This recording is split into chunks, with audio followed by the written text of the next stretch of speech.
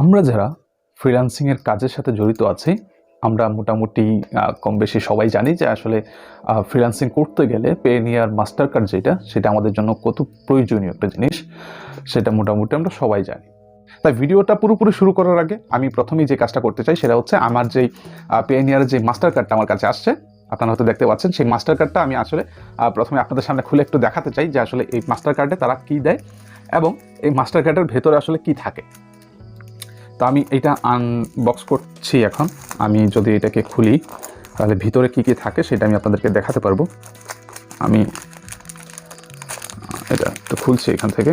এটা এখনও পর্যন্ত ইউনিকে আছে, আমি এখনও পর্যন্ত খুলি নেই। আজকে সকালে, আজকে যখন আমি ভিডিওটা তৈরি করছি ওই দিন সকালে আমার এই কাগজটা আসছে, এই কার্ডটা আসছে। তো এই কার্ডটা খুলতে খুলতে আমি একটা কথা বলি, এই কার্ডটা পাওয়ার আগে আমরা যখন এই কার্ডের জন্য অ্যাপ্লাই করি তখন ম্যাক্সিমাম মানুষজনই হচ্ছে শুধুমাত্র তার নাম এবং তার যেই পোস্টাল অ্যাড্রেস, সেই অ্যাড্রেসটা আমরা দিয়ে দিই এবং সেখানে অনেক সময় যে ডাকপিয়ন আছে তারা কিন্তু আমাদের ঠিকানাগুলো খুঁজে পায় না, বা তারা কিন্তু কী বলে এটাকে, যে তাদের যেই একই নামে অনেকগুলো মানুষ থাকে, তো অনেক সময় হচ্ছে যে ঝামেলা হয়ে যায়। সেই কারণে আমি এইখানে আমার যেই মোবাইল নাম্বারটা আছে সেই মোবাইল নাম্বারটা আমি হচ্ছে অ্যাড্রেস লাইনে লিখে দিয়েছিলাম। আমি জানি না আপনারা দেখতে পাচ্ছেন নাকি, মোবাইল নাম্বারটা আমি আমার অ্যাড্রেস লাইনে লিখে দিয়েছিলাম। সেই কারণে আমার নামে কয়েকজন মানুষ আমার এলাকায় আছেন, সো তারা হচ্ছে একটু কনফিউশনে পড়ে গিয়েছিল এবং দেন আমাকে এই নাম্বারটাতে কল করে, আমি জানি না আপনারা দেখতে পাচ্ছেন নাকি, এই নাম্বারে আমাকে কল করে তারা হচ্ছে আমার এই কার্ডটা আমাকে নিয়ে আসার জন্য বা এই চিঠিটা আমাকে নিয়ে আসার জন্য তারা জানায় এবং আমি ওইখান থেকে গিয়ে এই কাগজটা আমি নিয়ে আসি। তো আমি এটা খুলে ফেললাম, আপনারা দেখতে পাচ্ছেন, এবং এইটার ভিতরে আর কিছু নাই, আমার যে কাগজটা আমি সেটা পেয়ে গিয়েছি এবং এইখানে হচ্ছে পেনিয়ারের কিছু জিনিসপত্র লেখা আছে, এখানে আর কিছু ডকুমেন্টস আছে এখানে। আচ্ছা, যাই হোক, এটা আমাদের প্রয়োজন নাই। অ্যান্ড এটার ভেতরে হচ্ছে এই যে এই হচ্ছে আমার কার্ড। আমি যদি এটা খুলি, এই হচ্ছে আমার কার্ড, অর্থাৎ এখানে এই জায়গাটার মধ্যে কার্ডটা ছিল। এই হচ্ছে আমার কার্ড। এই ডকুমেন্টটা এখন না পড়ি, এই ডকুমেন্টটা থাকে এখানে। এই হচ্ছে কার্ড, পেনিয়ারের যে কার্ড সেটা হচ্ছে এইটা। তো এই কার্ডটা আসলে কি কাজে লাগে, কিভাবে এই কার্ডটা ব্যবহার করতে হয় সেটা নিয়ে আমরা পরবর্তীতে আমি একটা ভিডিও দিব, সেখানে আপনারা হচ্ছে বা এই কার্ডটাকে কিভাবে অ্যাক্টিভ করতে হয় সেই ভিডিওতে আমি আপনাদেরকে দেখিয়ে দিতে পারবো। যদি আপনারা চান তাহলে হচ্ছে নিশ্চয়ই কমেন্ট বক্সে লিখে দিবেন যে এই কার্ডটাকে কিভাবে অ্যাক্টিভ করতে হয় এবং এই কার্ডটা কি কি কাজে লাগে সেই বিষয়টা যদি একটু বলি। এই কার্ডটা হচ্ছে মূলত যারা ফ্রিল্যান্সিং করে তারা অবশ্যই জানি, এই কার্ডটা হচ্ছে একটা মাস্টার কার্ড। আপনারা হয়তো মাস্টার কার্ডের লোগোটা এখানে দেখতে পাচ্ছেন, এইটা হচ্ছে একটা মাস্টার কার্ড এবং এই কার্ড থেকে আপনি ডুয়াল কারেন্সির যে কোনো ট্রানজ্যাকশন আপনি করতে পারবেন। অর্থাৎ আপনি যদি বাহির থেকে, বিশেষ করে অ্যামাজন বা আলিবাবা থেকে যদি আপনার কোনো প্রোডাক্ট আনতে চান, সেক্ষেত্রে এই কার্ডটা কিন্তু আপনারা ব্যবহার করতে পারবেন। তো এই কার্ডটার আরও বিবিধ কাজ আছে, যেটা নিয়ে আমি পরবর্তী হয়তো আরেকটা ভিডিওতে আমি আপনাদের সাথে কথা বলবো। তো এখন বলি যে আন্ডার রিভিউ যে প্রবলেমটা, সেই প্রবলেমটা আমার সাথে কেন হয়েছিল এবং আমি কিভাবে সেই প্রবলেমটাকে সলভ করলাম। আন্ডার রিভিউ যে প্রবলেমটা, সেটা আসলে অনেকগুলো কারণে হয়ে থাকে। তারা হচ্ছে যে আপনার যে ডকুমেন্টসটা দিয়েছেন, অনেক সময় দেখা যায় যে তাদের তো অনেক পরিমাণে, তারা যেহেতু একটা গ্লোবাল বিজনেস প্রতিষ্ঠান, তারা হচ্ছে অনেকগুলো এই ধরনের অ্যাপ্লিকেশন পড়ে, তো তারা অনেক সময় দেখা যায় যে তাদের এটা ভেরিফাই করতে তাদের একটু সময় লাগে। তো আমার ক্ষেত্রে যেটা হয়েছিল, আমি যখন আমার সবগুলো ডকুমেন্টস আমি সাবমিট করি, তখন আমার শুধুমাত্র এনআইডি কার্ডটা তারা হচ্ছে অ্যাপ্রুভ করে এবং বাকি যে ডকুমেন্টসগুলো আছে সেই ডকুমেন্টসগুলো তারা অ্যাপ্রুভ করেনি। তো অক্টোবরের 6 তারিখে আমি হচ্ছে আমার কাগজপাতি জমা দিই এবং আমি পরদিনই দেখতে পেলাম যে আমার এনআইডি কার্ডটা হচ্ছে তারা অ্যাপ্রুভ দিয়ে দিয়েছে এবং বাকি যে ডকুমেন্টসগুলো আছে সেগুলোকে তারা অ্যাপ্রুভ করছে না। তো আমি অপেক্ষা করতে থাকলাম যে এটা অ্যাপ্রুভ করে নাকি, আমি সেটা দেখার জন্য অপেক্ষা করতে থাকলাম।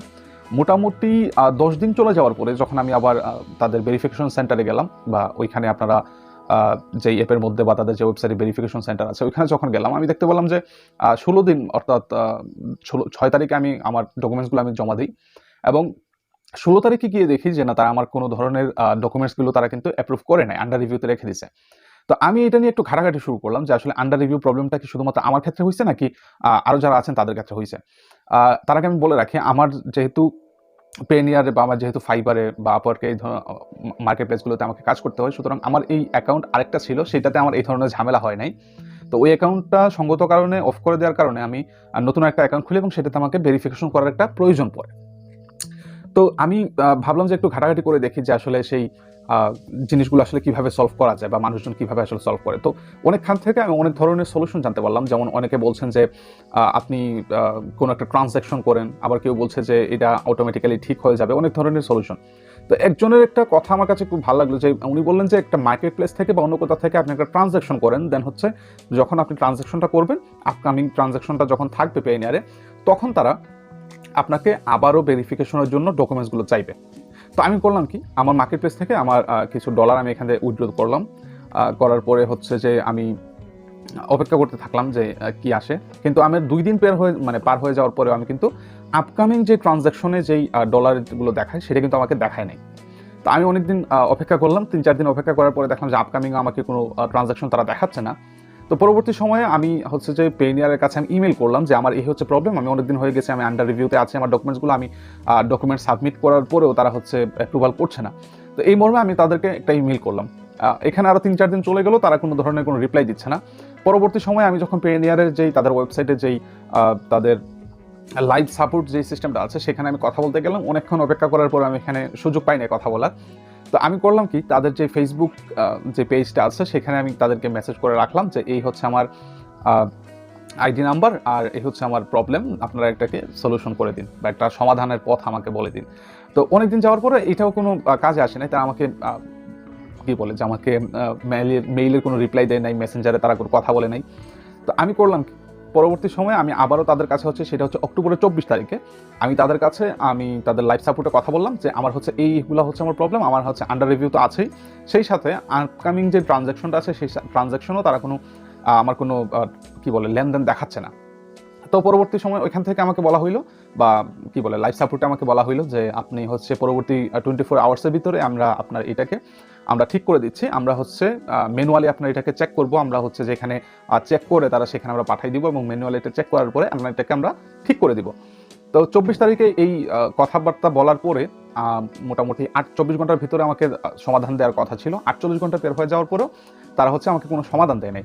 তো আমি 26 তারিখে তাদের কাছে আবারও আমি তাদের সাপোর্টে কথা বললাম যে এই হচ্ছে আমার প্রবলেম, আমি 24 তারিখে আপনাদের এখানে আমি সাপোর্টে কথা বলেছি, তারা বলেছিল যে 24 ঘন্টার মধ্যে আমাকে এটা সমাধান করে দিবে, কিন্তু তারা করে দেয় নাই।